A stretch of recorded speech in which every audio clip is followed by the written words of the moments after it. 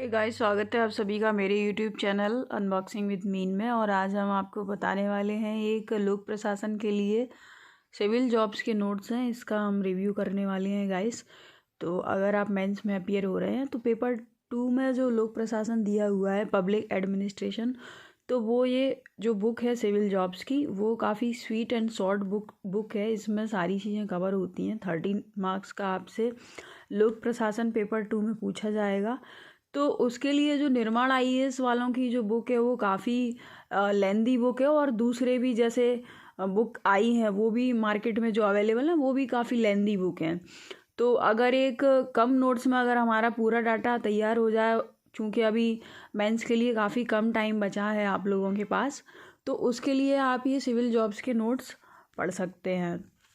तो ये देख पा रहे होंगे इसकी थिकनेस, ये बहुत ही कम मोटी बुक है, तो इसमें आसानी से आपका पूरा कवर हो जाएगा। बाकायदा इसमें जो जो लोक प्रशासन के टॉपिक वाइज इसमें सारी चीज़ें दी गई हैं, ये आप यहाँ पे देख पा रहे होंगे।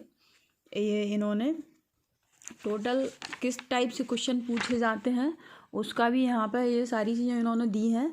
और इतने कम पेजों में इतनी छोटी सी बुक है, मतलब इसमें टोटल अगर मैं आपको पेजेस बताऊं तो आप देख पा रहे होंगे ये 80 पेज की किताब है सिर्फ, और जिसमें काफ़ी अच्छा मैटर दिया हुआ है। मैंने ये पर्सनली पढ़ी है और मुझे काफ़ी पसंद आई ये बुक, इसलिए मैं यहाँ पे इसका रिव्यू कर रही हूँ गाइस। तो यहाँ पे इन्होंने लोक प्रशासन की जो 30 नंबर की हमारी यूनिट है, इसको इन्होंने 16 पार्ट्स में डिवाइड किया है। आप देख पा रहे होंगे 16 पार्ट्स। पहला हमारा प्रशासन और अर्थ प्रकृति है। ये सारा इन्होंने जो डिवाइड किया है इसको 16 पार्ट में, ये इन्होंने सिलेबस के अकॉर्डिंग टॉपिक वाइज यहाँ पर दिया हुआ है। इसके बाद लोक प्रशासन अर्थ प्रकृति महत्व क्षेत्र विकासशील देशों में लोक प्रशासन की भूमिका, अगला टॉपिक यहाँ पर दिया हुआ है इन्होंने विकसित देशों में लोक प्रशासन की भूमिका, एक विषय के रूप में लोक प्रशासन का विकास, और जो नवीन लोक प्रशासन है वो भी दिया हुआ है, और लोक प्रशासन के सिद्धांत यहाँ पे दिए हुए हैं। इसमें जो सभी विचारधाराएं वो कवर करते हैं। और फिर शक्ति की अवधारणा, सत्ता का अधिकार, उसके बाद उत्तरदायित्व जिम्मेदारी की अवधारणा, प्रत्यायोजन, पद सोपान, नियंत्रण का विस्तार क्षेत्र, आदेश की एकता, और नवलोक प्रबंधन, विकास प्रबंधन। गाइस एक चीज़ और मैं कहना चाहूँगी, आपका पब्लिक एडमिनिस्ट्रेशन में तो आपकी समझ विकसित होना ही चाहिए, क्योंकि आपको सिर्फ एक मेंस नहीं निकाल लेना है, उसके बाद आपको इंटरव्यू में भी अपीयर होना है। और अगर फाइनल सिलेक्शन लेने के बाद आप जिस क्षेत्र में जाने वाले हो वहाँ पे भी आपको इसकी काफ़ी समझ होना चाहिए। फिर हम इसके बाद देखेंगे, तो ये आप देख पा रहे होंगे यहाँ पे मार्किंग किया हुआ है। तो ये इसलिए है क्योंकि ये बुक पढ़ी गई है मेरे द्वारा, और इन्होंने यहाँ पे फ़्लो चार्ट का यूज किया है। तो फ़्लो चार्ट से चीज़ें हमारे दिमाग में रहती हैं। अब जैसे मैं इसकी बात करूँ, टॉपिक है लोक प्रशासन का अर्थ। तो अर्थ के लिए इन्होंने यहाँ पे ये 2 टाइप से इन्होंने दिया हुआ है। एक ये बड़ी सी लंबी सी 2-3 लाइन की डेफिनेशन यहाँ प्रोवाइड की है, और उसमें इन्होंने यहाँ पे एग्जाम्पल भी दिए हैं। जैसे मैं एक आपको पढ़ के बताऊँ, लोक प्रशासन 2 शब्दों से लोक तथा प्रशासन, लोक का मतलब है सरकार और प्रशासन का मतलब है सेवा करना से मिलकर बना। इसके अतिरिक्त सरकार द्वारा जनता की सेवा के लिए संचालित गतिविधियां सम्मिलित हैं, जैसे सार्वजनिक भवनों का निर्माण, अपराधियों की गिरफ्तारी। तो मतलब अगर ये 3 मार्कर में भी पूछा जाता है तो भी आप इसको आसानी से आंसर कर पाएंगे। और फिर उसके बाद लोक प्रशासन का अर्थ, अगर ये आपसे 5 नंबर में पूछा जाता है, तो अगर उसमें आपसे विचारधाराएं पूछी जाती हैं तो इन्होंने ये डिफाइन की हैं दोनों, संकुचित दृष्टिकोण और व्यापक दृष्टिकोण। फिर लोक प्रशासन का अर्थ यहाँ पे इन्होंने दिया हुआ है, संकुचित दृष्टिकोण में क्या क्या चीज़ें आ जाएंगी, और जो व्यापक दृष्टिकोण है उसमें क्या क्या आ जाएगा। तो संकुचित दृष्टिकोण में कार्यपालिका पढ़ते हैं, और व्यापक दृष्टिकोण में विधायिका, कार्यपालिका और न्यायपालिका तीनों आ जाती हैं। तो फ्लो चार्ट से यहाँ पे चीज़ों को एक्सप्लेन किया गया है। और फिर आप देखेंगे प्रकृति, यहाँ पे कुछ विशेषताएं दी हुई हैं, पॉइंट में विशेषताएं दी हुई हैं। ज़्यादा डाटा आपको रट्टा नहीं मारना है, आपने ये एक बार देख लेनी है और उसके बाद ये आपको माइंड में रह जाएंगी। आंसर राइटिंग आपको नहीं करना भूलना है। आप एक बार किसी भी बुक से पढ़ो, लेकिन अगर मेंस देना है तो उसके लिए आंसर राइटिंग कंपलसरी होता है गाइस। ये चीज़ आप भी अच्छे समझते हैं, जो मेंस दे रहा है वो अच्छे समझता है ये चीज़। यहाँ पर लोक प्रशासन की प्रकृति, तो यहाँ पर इन्होंने 2 लाइन की, जैसे कि मैंने यहाँ पर मार्किंग की है आप देख पा रहे होंगे, ये ऊपर वाली लाइन छोड़ दीजिए, यहाँ से मैंने इसको मार्किंग किया है। लोक प्रशासन की प्रकृति से आशा उसके लक्षणों, विशेषताओं, विषयगत स्वभाव सहित अवधारणात्मक व्याख्या से है, जो विषय का सहज रूप स्पष्ट कर सके। अगर प्रकृति को हमसे 11 मार्क्स में पूछ रहा है तो आप यहाँ पर छोटी सी एक शॉर्ट सी डेफिनेशन और उसकी प्रकृति में ये आप उसमें आप इतना ये फ्लो चार्ट का यूज कर सकते हैं, और उसके बाद एक एक पॉइंट को यहाँ पर ये इस तरीके से आप डिफाइन कर सकते हैं गाइस, बिल्कुल। तो अब लोक प्रशासन विज्ञान है या फिर कला है, ये हम पढ़ेंगे इस बुक में। काफ़ी अच्छा दिया हुआ है गाइस, अदर बुक के कंपैरिजन में बहुत अच्छा दिया हुआ है। और महत्व देखेंगे फिर हम, महत्व में इन्होंने यहाँ फिर फ्लो चार्ट का एक यूज किया हुआ है। लोक प्रशासन का महत्व कहाँ कहाँ है, अगर इतना तो हम बिना पढ़े भी लिख सकते हैं।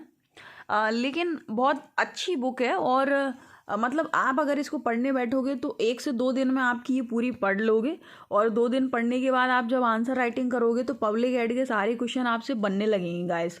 इसका रिव्यू इसीलिए कर रहे हैं, अभी आपको मैंने रिसेंटली बताया कि इतने कम टाइम में हमको चीज़ों को ज़्यादा शॉर्ट एंड स्वीट हमारा आंसर हो, और उसमें भारी भरकम शब्दों का यूज हो, इतना ज़्यादा भी ना हो, लेकिन अच्छे शब्दों का चयन हम करें अपने पेपर में, आंसर में, और उसके लिए कम पढ़ के भी हमारा आंसर अच्छा जाए बस।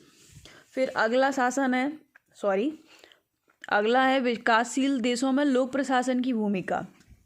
तो यहाँ पे इन्होंने भूमिका को थोड़ा सा ये कुछ इन्होंने नाम दिए हुए हैं, और उनके हिसाब से डेफिनेशन को यहाँ पे इन्होंने अच्छी तरीके से डिस्क्राइब किया है, और विशेषताएं इन्होंने इतनी ढेर सारी विशेषताएं दी हैं। फिर भूमिका पॉइंट वाइज सारी एक एक भूमिका दी है, मतलब आपको अलग से कोई नोट्स बनाने की ज़रूरत नहीं है, ये कोचिंग के नोट्स ही हैं सिविल जॉब्स के, इंदौर में आसानी से अवेलेबल हो जाएंगे। और फिर लोक प्रशासन की जो समस्याएं हैं, यानी कि तीनों चीज़ें आपको यहाँ पे मिल जाती हैं। पहला हमने देखा विशेषताएं, भूमिका क्या है, इनमें से कुछ भी पूछ ले, और समस्याएं, तीनों चीज़ें मिल जाती हैं। फिर ये अभी हमने देखा विकासशील देशों वाला, अभी ये है यहाँ विकसित देशों में लोक प्रशासन की भूमिका। तो विकसित देश कौन से, USA, ब्रिटेन, फ्रांस, ऑस्ट्रेलिया। विकासशील में हमारा आ जाता है भारत, आ जाता है भैया, है ना। तो अब यहाँ पे ये विशेषताएं दी हुई हैं, विकसित देशों में भूमिका, और सेम यहाँ पे भी समस्याओं को मेंशन किया हुआ है। फिर आप देखेंगे एक विषय के रूप में लोक प्रशासन, तो यहाँ प्रश्न कैसे बन सकता है वो भी इन्होंने यहाँ प्रोवाइड किया है। गाइस मैंने यहाँ निर्माण IAS की बुक भी पढ़ी थी लोक प्रशासन की, वो बुक भी काफ़ी अच्छी है, लेकिन उसके लिए आपको टाइम बहुत ज़्यादा देना पड़ेगा, और उसमें बिल्कुल ऐसा लगता है कि MA में जो पब्लिक एडमिनिस्ट्रेशन एक सब्जेक्ट है उसकी जो बुक होंगी, उनको पूरा का पूरा उन्होंने निर्माण IAS की बुक में उन्होंने कॉपी पेस्ट कर दिया, उसमें कोई भी काटा छांटी नहीं की है।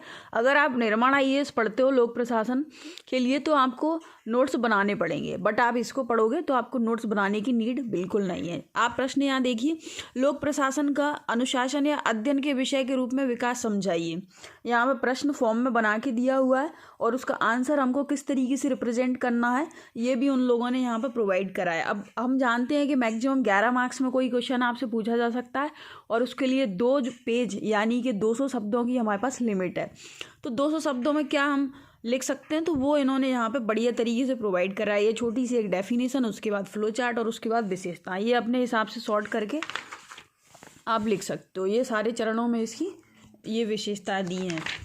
फिर हम अगला देखेंगे 3 मार्कर, ये सबसे अच्छा इसमें है, यही मुझे आपको बताना था मेन तो, कि 3 मार्कर के हिसाब से पब्लिक एड से जो क्वेश्चन बनते हैं, ये 3 मार्कर इन्होंने बिल्कुल अलग से दिया हुआ है गाइस। ये शासन के बाद प्रशासन, लोक प्रशासन, संगठन, प्रबंधन, इनमें से कोई सी भी डेफिनेशन आपसे पूछी जाए, आप इनको अच्छे से एक बार देख लीजिए तो आपको पेपर में याद आ जाएंगी।